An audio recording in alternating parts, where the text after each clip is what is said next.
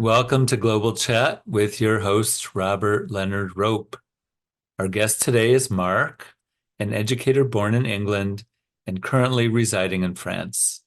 Full disclosure, Mark is a highly esteemed colleague of mine and works as a mentor teacher for Balakun, an amazing organization that offers a variety of eclectic English classes targeted to Ukrainian men and women around the globe.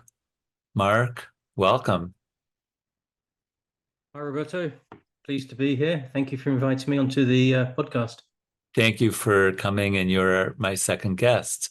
So you have a highly esteemed place. All right. So I understand that you're born in England, you ended up in France, and along the way, you made your home in other countries as well. Can you tell us a little bit about that? Yeah, for sure. After serving in the army and then becoming a teacher in England, around about 2000, 2004, I think it was, my family decided that a change would be good. And we left the UK and set up shop in Greece on the island of Crete for a number of years and lived there quite pleasantly.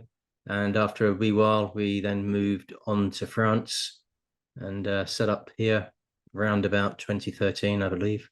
And we've lived in France ever since. How was your French? Appalling. I am an eternal student. In other words, it's pretty good, but the French look down on you.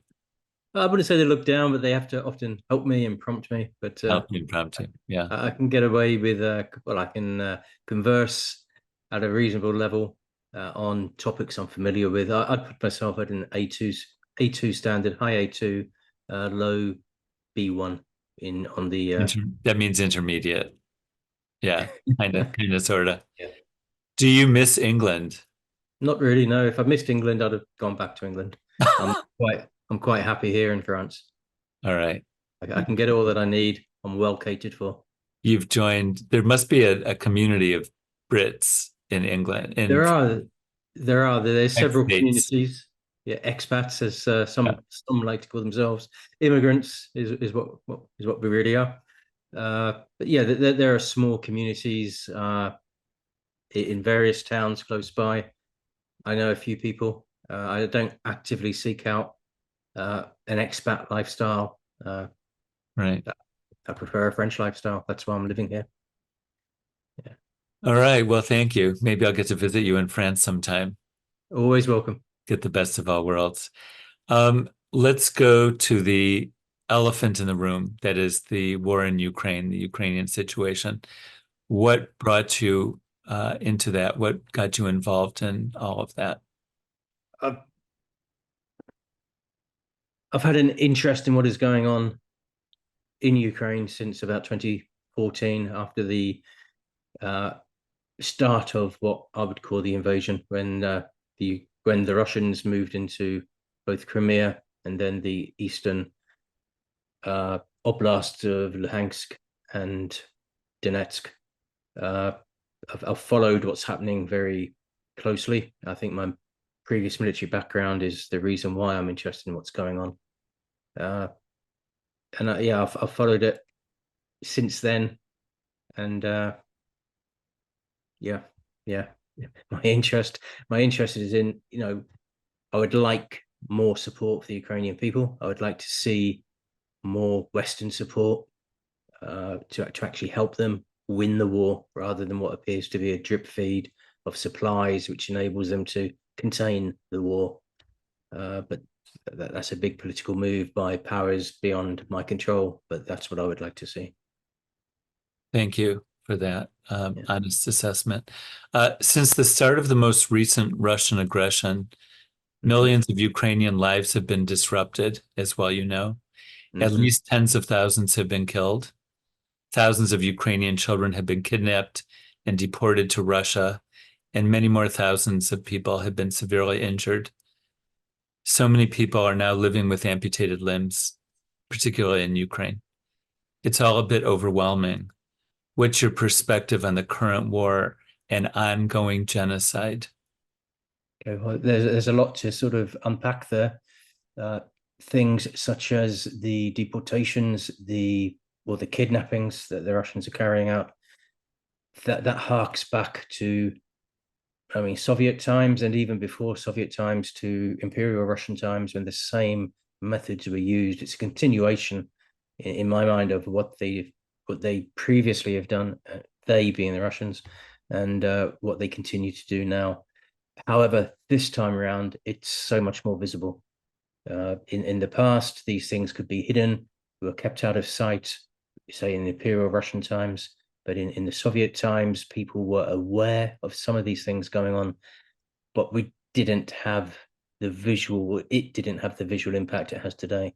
Nowadays, with internet, with the ability to record things on a telephone or a mobile, and then post that online, we can see these events happening in real time on the internet, and we are so much more aware of it. What horrifies me is the lack of what's the right word to use? The lack of action, if you like, from organizations such as the International Committee of the Red Cross, refugee organizations, UN organizations, human rights organizations, who don't appear to be able to do anything. Now, whether that's because of their own inaction or whether they don't have, or they cannot obtain access to the victims, I don't know. But what I do see is a lack of action, and a lack of support from those bodies that are supposed to support people who are put in these positions. So you're referring specifically to deported children?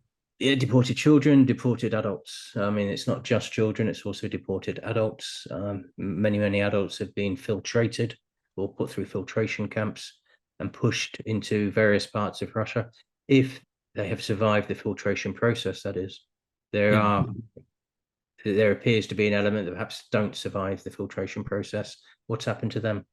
There seems to be no documentation or no effort to find out from these organizations who are meant to perhaps be doing that. As for your comments about the severely injured, I think what is promising to see is the way that the people who have suffered loss of limbs, multiple limbs in some cases, there does appear to be an incredible network in Ukraine helping those people. Many of them soldiers, but many of them are civilians who are caught in the same situation because Yes. of the bombings and the missile attacks that take place. It's a sad thing to say, but war is often a time when great strides are made in the technology to help people, and I think we are seeing some of that because people are coming in with such horrible multiple injuries. The professions or the people, the technologists and the medical staff are able to cope. Yeah, I think you need to stop it there. Sorry. No, I mean Yeah, yeah. that's really They're important coming up with it's important techniques. to talk about. And I've met some of the people that have worked in the US that have brought patients to the US for treatment and then brought them back into Ukraine. But that's just a tiny number, and I imagine it's in the tens of thousands, would you say? I Easily. haven't got access to figures, but it's certainly a lot of people who are suffering. Yeah. What I was trying to say there is the technology and the attempts to try new ideas seem to come to the fore at times like this, because Yes. during peacetime, you do not get this range of injuries and the frequency of these injuries. So the people who are being who have become victims through the war, the support systems are there. People are willing to try new ideas to help them, and I hope that that progress continues, It's and just these a people make a full recovery. it's just a bloody shame that progress has to be made that way. But I understand what Oh, you're it is. saying. Yeah, yeah. Um, thank you. To me, this war feels stubbornly endless sometimes. As a student and teacher of history, does the current conflict ever remind you of World War One or World War Two? And if so, how? And how, in your mind, does it all end? Well, if I knew how it was going to end, I'd be offering that solution out to somebody, but I don't know how it's going to end. That's the sad truth. Uh, as to its likeness to either World War One or World War Two, I mean, World War One was a war of attrition, particularly on the Western Front, a trench warfare situation, and I think we're seeing that in eastern Ukraine at the moment on the front line. It is trench warfare. It is a war of attrition. World War Two, on the other hand, was very much a mobile war, a war with a lot of sort of focus on mobility, on tank units, that sort of thing. Aircraft were widely used. We're also seeing that in Ukraine, not as much because the Ukrainian side does not have the masses of tanks, the masses of aircraft that perhaps were evident in the Second World War. I wish that would change. But what we do see now is a new technology, and that's the use of drones. I mean, that has Yes. changed warfare completely in the same way that World War One eventually ended through the use of newer technologies, which broke the stalemate as such. What we're seeing in Ukraine is a similar evolution, evolution of drone warfare, which has totally changed what it means to be a soldier, what it means to seek cover, what it means in terms of trying to hide and be camouflaged. There will have to be a rethink in Western, well, in all armies about how they deal with that new threat. It's quite, I don't like to use the word interesting, but as a former soldier, it is interesting to see how it is evolving, how warfare is evolving. It seems like much of Russia's war is war on civilians. That's Oh, what made yeah. me think about aspects of World War II. They're not accidental victims. It's a Mm-hmm. war against Ukrainian civilians.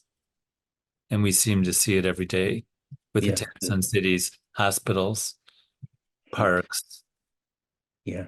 Oh, you could certainly argue in that aspect that there are similarities to World War II, certainly with the bombings of particularly German cities towards the end of the Second World War, the fire bombings, the mass bombing campaigns against the industrial cities of Germany, which did take in residential areas and whatever was in those residential areas in terms of hospitals, schools, housing, they were damaged in the same way. However, what we're seeing Well, with but from both missile sides, attacks, right? yeah, German bombs on there was England or there was certainly Poland or throughout Eastern Europe. yeah, So yeah. So you had the Second World War, I suppose, was probably the first war where civilians became part of the war in the way that they were subject to air bombardment and extended artillery bombardment. Certainly, I mean, did that occur in the First World War? Perhaps, but not on the same scale that it happened in the Second World War. And it now what seems we're to seeing in me this they're war, sorry. and what we're seeing in this war, however, is a step beyond that. We're now seeing targeted attacks using That's what I was missiles, going to say. using GPS, and either On people are hospitals. either a lot of people are making a lot of mistakes with their coordinates when they're programming these missiles, or it's deliberate. I would suggest it's deliberate. I would suggest that too. Do you ever think that Vladimir Putin will be brought to justice and that the multiple and ongoing war crimes, some of which we just discussed, will ever be adjudicated? It really bothers me. I was somewhat active in around the wars in the Balkans of the 1990s and trying to adjudicate war crimes during and after that time. And I would say we had some limited success. Milosevic, as you know, who was the Mm-hmm. leader of Serbia, was finally brought to The Hague and set trial. He was forced to stand trial, as were many others, some of whom were found guilty and are still in jail, some of whom are not. So it's a mixed bag there. What do you think will happen in this case? Would I like to see a trial take place? I think the answer is yes. Will I see a trial take place? I think the answer is no. There are too many countries that have said they will not endorse the ICC ruling. For it to happen, I think there would have to be a physical defeat of the aggressor country, and I don't think there is the will to do that. So you're talking about the International Criminal Court's order Mhm. to arrest Putin on Yeah, charge of yeah, invading and starting a war, invading mhm. Ukraine. Yeah. I don't think at the moment there's the will to defeat Russia militarily as a nation. Uh, so how are they going to get people in to arrest the guy and bring him out to the courts? I don't see that happening. What the arrest warrant has achieved is it's limited his ability to travel to certain countries, but it has limited his ability to travel to some countries which won't endorse the ICC ruling. Uh, so the actual act of arresting him, there's so many considerations that need to be taken in before that act of arrest could take place. I mean, I'm not an expert on how these things happen. That's just my personal view. Yes, it's good that he's been indicted in the way that he has. But the reality, is he ever going to face justice? It's probably unlikely. He's more likely to die either through natural causes or some other causes before that event happens. It That's my seems, personal opinion. Yeah. thank you. It seems that Ukraine is pushing to prosecute lesser, quote unquote, lesser war criminals in Ukraine. Have they had much success with that? I haven't heard too much recently. I'm not privy to any information like that. I mean, they did have in their possession a couple of pro-Russian politicians, but they exchanged them for prisoners, their own manpower. They made the decision they thought was correct, and I wouldn't even want to question that decision. Amongst the prisoners they currently have, we don't know who they have, who they've captured. Have they caught known war criminals? Have they kept them to one side? Have they released them for their own personnel? I don't know. I couldn't answer that question. If they go after people, they may be successful. They may be successful. Yeah, it's a difficult question to answer, to be honest. Right. It's a work Yeah, in progress. I think Maybe it will be. Yeah, I if I think they make it probably to got more Ukraine, chance of arresting lower level individuals if they can identify who they are. right. Certainly, the internet has provided a lot of names, a lot of details about people, Russian military who are carrying out the bombings, the firing of the missiles, some of the atrocities in some of the cities and towns of Ukraine. Certainly, they know of individuals from events that have taken place. Are they able to locate those individuals today? We don't know. Only the future will tell. That's not something that we can see happening at the moment. Some of those responsible for the mass graves that were found in places like Bucha, yeah. Bucha. Mhm. Yeah, those need to be addressed and not forgotten about. Oh, I But don't think they'll be forgotten about. I think the information and the evidence is being collated, and I think that will continue to be collated and until this war ends. Uh, and then it will be presented to the people it needs to be presented to. However, in order to get those people to face justice, the Russian side needs to agree to do that. And at the moment, the Russian side has not agreed to do that and probably won't agree to do that. Right. So unless they accidentally get their hands on individual criminals, it's going to Yeah. be an uphill battle, as is often the case with these Yeah. wars. So I'd like to do a slight change of pace. I know you from Balakun, which in Ukrainian or in English means big mouth in Ukrainian language. How did you originally get involved in Balakun? Uh, And what it is your was position? my first exposure to Balakan was an online request put out by the person who leads the organization. And she was looking for assistance to help share the load of working with Ukrainian students to teach them English online. My background as a teacher, that appealed to me. It's something that I could do, something I could contribute towards helping Ukrainians who are at the moment suffering. So that's how I got involved. I spoke to the project organizer. Uh, she took me on board, and the rest is kind of history, if you like. I started getting involved with a couple of students, went through the vetting process, got involved with a couple of students, and have maintained that interest and that activity since. So it's been about 8 months now. And you've helped develop the some educational plans Yeah. So for drawing on instructors. my experience, classroom experience and teaching experience, I've helped develop materials for Balakan, which is then shared with other mentors as they've come on board. I've helped create resources. I've helped point people in the direction of resources which are useful for mentors to use, shared ideas, and tried to help create the community, which is currently known as Balakan, and which is developing on a couple of different platforms. What can you tell us in terms of numbers?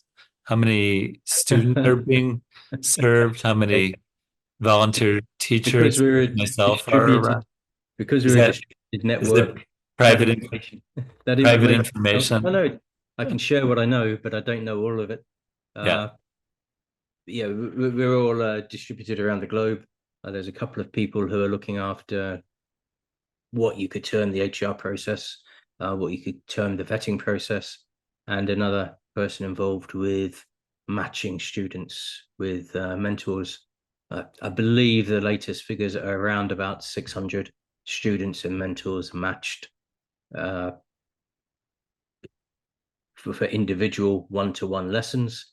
And on top of that, we also have perhaps 10 or 12 tutors who are running group classes with anything from 4 students up to about 15 students. And so those group Wow, classes, 15. yeah, so those group classes also run on a weekly basis, some of them 2 weekly. Yeah, so for a project that is purely voluntary, I think it's doing a good job, very good job. I understand one of the instructors is teaching Ukrainian students about naughty words in English. Is that just a rumor? No, it's not a rumor. It's very true. It's had a lot of uptake, And is it and one of the most popular classes I think it's very popular. Yeah, competing with mine? looking at the numbers who are attending. Yeah, so everyday language, that's what we call it. It's everyday language. Oh, that's what you call it. Yeah. Yeah. Some of us use that everyday language more than others. Um, how long have you been teaching English and what other subject? I understand you teach variety of subjects. Yeah, I qualified as a history teacher several years, well, many years ago. So I've taught history in schools in the UK for about 8 years. A bit of IT, technology, computing and technology as well, and English teaching for about 10 years on top of that. And you have students from all over the world. Yeah, at the moment, I've got students from Brazil, Saudi Arabia. I'm just doing a mental check now. Uh, Slovakia, Hungary, and obviously Ukraine. And during the school term time, quite a handful of students from England or Britain studying history as well. At the university level. No, no, at college, I would say college level. So in Britain, it's A levels. Uh, College level. yeah, so I think that equates to college level in the US. That's yeah, university is what we would Oh, it's call it. But pre-university. It's up to 18 years. Up to 18 oh, years. okay. All right, sorry. So they're preparing for university. They're preparing for university. Okay. Do you have students in person or are almost all of them online? Nowadays, it's all online. All online. I work from home, work online. Being in France, there's not many British schools to teach in. There are international schools, but I don't teach in those. Yeah. So, what are some of the pros and cons? I know it took me a while during the COVID outbreak to start working online. It was very awkward at first, and now it's almost it's pretty natural for me to flip up the screen and get on Zoom and work with Yeah. students. Do you Yeah. find pros and cons in working online, or you just sort of have accepted it and Uh, internalized? I think I've accepted it. Certainly, I like the idea, or I like the experience of being able to work from home, being my own boss as such, and having the flexibility to arrange within reason, depending again on the timings that the students are available. But to a large extent, I can sort of organize my own day as opposed to being dictated to by a physical establishment. Uh, the one big con is you are obviously controlled by the internet. You need that internet access in order to work. So should the electricity fail, should there be something wrong with the internet, you have those issues which you have to then deal with, and it's not always easy. However, I'm glad to say that my experience so far, the internet hasn't been an issue. Electricity supply is stable, so there's no big deal for me there. The benefits are I get to meet a lot of different students. I teach many different topics and subjects, even within the history, which I wouldn't get the opportunity to do if I was in a school. You would be limited to one or two topics, and you would be repeating those for however long you'd stayed at that establishment. So, So you have a yeah, lot more flexibility. yeah, a lot of flexibility and a lot of variety. Yeah, I have to and say, yeah, I get to meet a great bunch of students. yes, yes, as do I. Although I have to say, the last class that I taught, there were three students, and I'm pretty sure it had to do with power outages in Ukraine. So it Mhm. definitely is affecting us now, at least Yeah. in that situation, unfortunately. Um, are there any stories you can tell us, minus the names, of some memorable students? I know we all have some memorable students in our lives, uh, in different ways. Can you tell us about any of them? Oh, uh, it's a good question. I'm stretching back in the mind now. I think one of the things you often hear uh, students say is that they've really been inspired by a teacher. A certain teacher inspired them to do well at school or at university. I'd like to turn that around and say I've actually been very inspired by a couple of my former students who I met years after I taught them, and two young girls that I taught history to back in England a long time ago. And they'd both graduated through Oxford and Cambridge, respectively. And it was really great to catch up Wow. with a couple of years after teaching them, or several years after teaching them. And they'd both come through those universities. And it was great to share a few hours with them and just share their experience. And yeah, that left quite a impression on me. I'd say, seeing them succeed inspired me in what I was doing, and continues to inspire me. Yeah. I've had some really nice accidental meetings with former students who have really blossomed in ways that I deserve when I was working with middle school students who I see in high school or in college or even beyond that. And to see and watch their successes is Mhm. really a beautiful thing. So, and of Yeah. course, now I've become, well, as I'm sure you have, pretty attached to some of our Ukrainian students. So you follow their lives and get involved in ways that you never quite expected. Yeah, I think with my Ukrainian students, it does become quite personal. Uh, I try to keep it professional as well, though, and we're meeting to try and help them with their English or help them improve English. However, in the course of that, through conversation, stories are often shared, and you find out you learn more about somebody through the conversation, and you do just, I feel, but for what they're going through. Just to add, the majority of the students, the Ukrainian students that I work with, are actually located in Ukraine and are suffering through whatever's going on at the time. They're all trying to make the most out of the situation that they find themselves in, and certainly with the students I'm dealing with, or working with, I should say, it's having that flexibility and understanding of what they're going through. It does affect the lessons and the teaching that goes on. Certainly. And it's great to see them succeed and improve, but in the background, you're always conscious that something else could be going on. It's always important to bear that in mind. Yes. And worrying about their safety Yeah. all along. And Yes. that becomes quite personal, sort of. Do you have any parting messages for our audience? Well, hello to the audience, and I say, if you find yourself in a situation where you have a few hours to spare, and you have perhaps an interest in helping Ukrainians to learn English, and you'd like to share your own ability, we don't need teachers. You don't have to be a teacher to do this.